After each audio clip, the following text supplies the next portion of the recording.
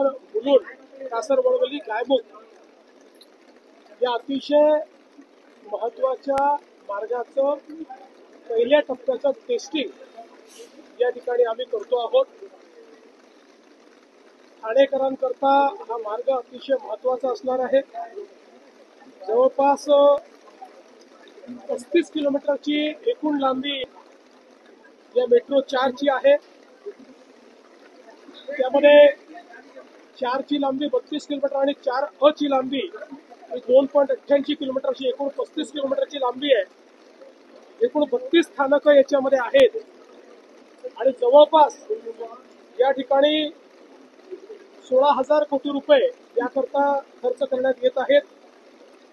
अपेक्षित आहे की दैनंदिन प्रवासी संख्या 13,43,000 हा पूर्ण मार्ग सुरू झाल्यानंतर या ठिकाणी असणार आहे।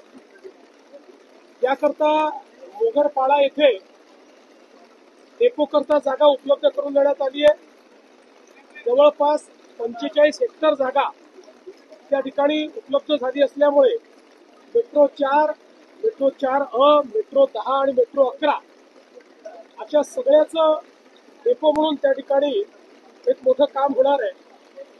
या मार्गिकेवरची जी मेट्रो असणार आहे ही 8 डब्यांची मेट्रो असणार आहे आणि विशेषतः याचा महत्वाचा फायदा हा आहे की पूर्व उपनगर, पश्चिम उपनगरे, मुंबई शहर आणि ठाणे शहर या सगळ्यांना जोडणारा हा मार्ग होणार आहे आणि पुढे हा मेट्रोचा जो 11 मार्ग आहे जो वडाळ्यापासून तर CST पर्यंत जातो त्याला देखील हा जोडला जाणार आहे आणि त्यामुळे हा देशातला सगळ्यात लांब मार्ग होईल। 58 किलोमीटरचा हा मार्ग होईल की ज्याच्यामध्ये जवळपास 21 लाख लोक रोज हे प्रवास करू शकतील आणि प्रवासाचा वेळ या मेट्रो मार्गामुळे 50 ते 75% या ठिकाणी कमी होणार आहे आणि विशेषतः एलिव्हेटेड मार्ग असल्यामुळे रस्त्यावरची जी वाहतूक आहे ती देखील याच्यामुळे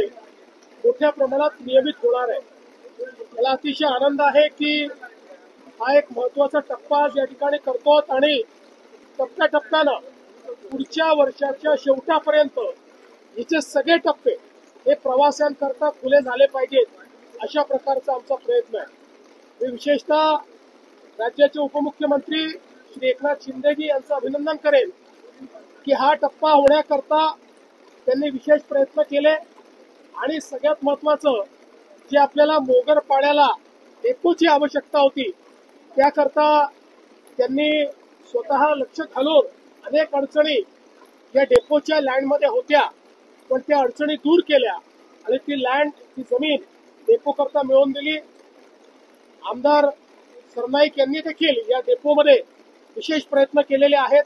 त्यामुळे या संपूर्ण जी काही आपली मेट्रो आहे या मेट्रोला एक चांगला वेग आलेला आहे आणि मी ठाणेकर आणि मुंबईकर दोघांना विश्वास देऊ इच्छितो की पुढच्या वर्षीच्या शेवटापर्यंत यातलं मॅक्सिमम काम आम्ही पूर्ण करू पण तरी काही काम मात्र हे 2027 पर्यंत जाईल।